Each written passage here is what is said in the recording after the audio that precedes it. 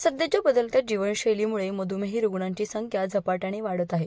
भारत हा मधुमेहाची जागतिक राजधानी बनलेला आहे। मधुमेह हा एक गंभीर आजार आहे आणि मधुमेह असणाऱ्यांची संख्या ही दिवसेंदिवस वाढते। मधुमेहाचा शरीरावर अनेक वेगवेगळे दुष्परिणामही होत असतात। मधुमेही रुग्णांमध्ये रक्तातील वाढलेल्या साखरेमुळे डोळ्यावर त्याचे दुष्परिणाम होऊन कायमस्वरूपी अंधत्व येऊ शकतं। तर काळजी काय घ्यावी याविषयीची माहिती नेत्ररोग तज्ज्ञ संतोष भिडे यांच्याकडून जाणून घेऊयात।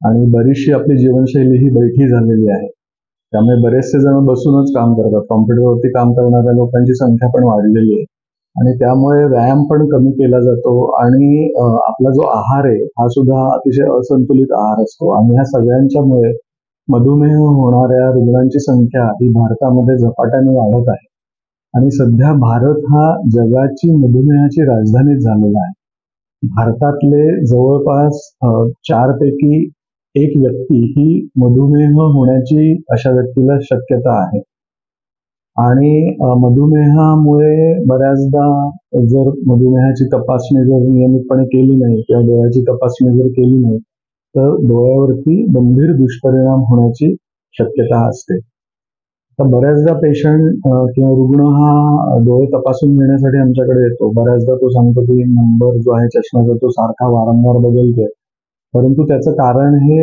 त्या रुग्णाच्या रक्तातल्या साखरेचं जे प्रमाण असतं ते सतत वाढत असतं आणि ते सतत वाढत असल्यामुळे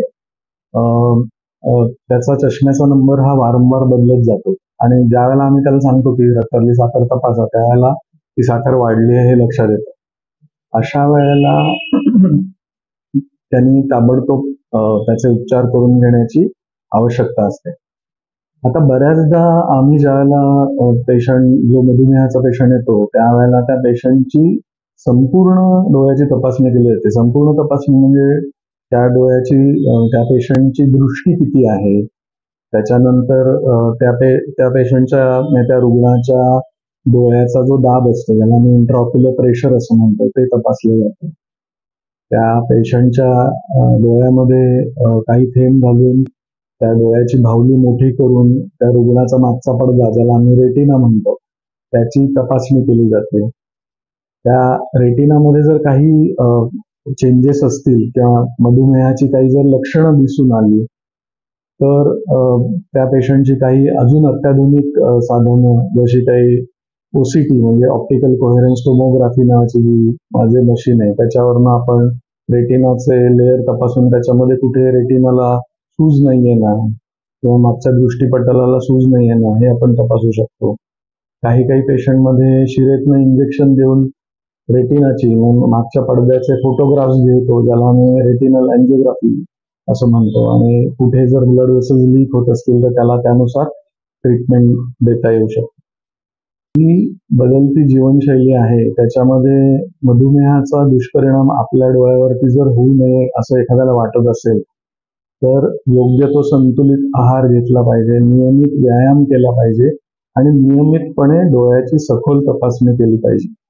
ज्या व्यक्तीला मधुमेह आहे अशा व्यक्तीने नेत्रतज्ञाकडे जाऊन आपल्या डोळ्याची तपासणी करून घ्या। त्या व्यक्तीला जर मागच्या पडद्यामध्ये जर काहीही दुष्परिणाम झालेला नसेल तर अशा व्यक्तीने नियमितपणे म्हणजे दर 6 महिन्यांनी किंवा वर्षातनं एकदा तरी किमान ही डोळ्याची तपासणी करून घ्यायला पाहिजे। एखाद्या व्यक्तीला जर मागच्या पडद्यावर मधुमेहाचा परिणाम झालेला असेल आणि मधुमेहाचे परिणाम आम्ही त्याच्यामध्ये ग्रेडिंग करतो, नॉन प्रॉलिफरेटिव्ह डायबेटिक रेटिनोपॅथी आणि प्रॉलिफरेटिव्ह डायबेटिक रेटिनोपॅथी। जर नॉन प्रॉलिफरेटिव्ह डायबेटिक रेटिनोपॅथी असेल तर अशा रुग्णांनी किमान 6 महिन्यातनं एकदा तरी तपासणी करून घ्यायलाच पाहिजे आणि एखाद्याला जर प्रॉलिफरेटिव्ह डायबेटिक रेटिनोपॅथी असेल तर त्यांनी दर 3 महिन्यांनी डोळ्याची नियमितपणे तपासणी केलीच पाहिजे। संतुलित आणि योग्य आहार, नियमितपणे केलेला व्यायाम आणि तज्ज्ञ डॉक्टरांकडून नियमितपणे केलेली तपासणी आणि योग्य उपचार ही मधुमेही रुग्णांसाठी सदृढ आयुष्य आणि निरोगी जीवनाची त्रिसूत्री आहे, अशी माहिती डॉक्टर संतोष भिडे यांनी दिली। प्राची केदारी, लोकल 18, पुणे।